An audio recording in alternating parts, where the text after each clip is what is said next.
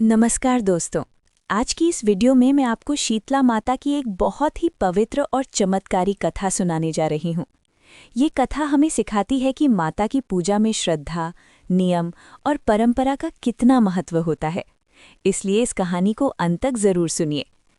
बहुत समय पहले राजस्थान के एक छोटे से गांव में लोग बड़े प्रेम और श्रद्धा से शीतला माता की पूजा किया करते थे।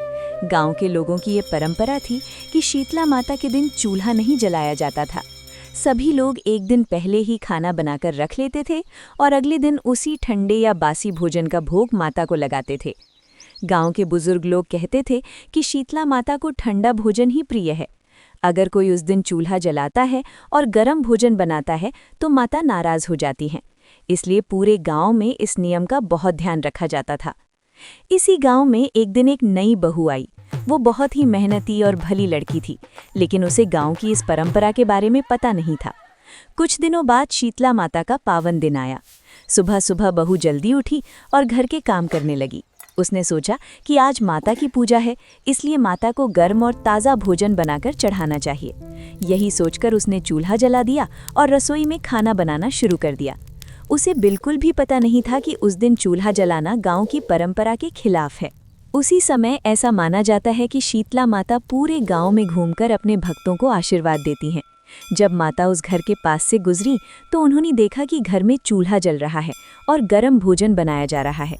ये देखकर शीतला माता नाराज हो गई। कुछ ही समय बाद गांव में बीमारी फैलने लगी। लोग बीमार पड़ने लगे और गांव में डर का माहौल बन गया। हर कोई परेशान था कि अचानक ऐसा क्या हो गया। तब गांव की बुजुर्ग महिलाओं ने पता लगाया कि उस दिन एक घर में चूल्हा जलाया गया था। जब उन्होंने नई बहू से पूछा तो बहू ने सच सच बता दिया कि उसने माता के लिए गर्म भोजन बनाने के लिए चूल्हा जलाया था, क्योंकि उसे इस परंपरा के बारे में पता नहीं था। ये सुनकर गांव की बुजुर्ग महिलाओं ने उसे प्यार से समझाया कि शीतला माता के दिन चूल्हा नहीं जलाया जाता। उस दिन एक दिन पहले बनाया हुआ बासी भोजन ही माता को भोग लगाया जाता है। बहू को अपनी गलती का बहुत दुख हुआ। उसने सच्चे मन से शीतला माता से माफ़ी मांगी और कहा कि उसे इस नियम के बारे में सच में पता नहीं था। अगले साल जब शीतला माता का दिन आया तो बहू ने एक दिन पहले ही खाना बनाकर रख लिया। अगले दिन उसने बड़ी श्रद्धा से शीतला माता की पूजा की और बासी भोजन का भोग लगाया। बहू की सच्ची भक्ति देखकर शीतला माता बहुत प्रसन्न हुई। माता ने पूरे गांव को आशीर्वाद दिया। धीरे धीरे गांव से बीमारी खत्म हो गई और सब लोग फिर से स्वस्थ और खुश रहने लगे।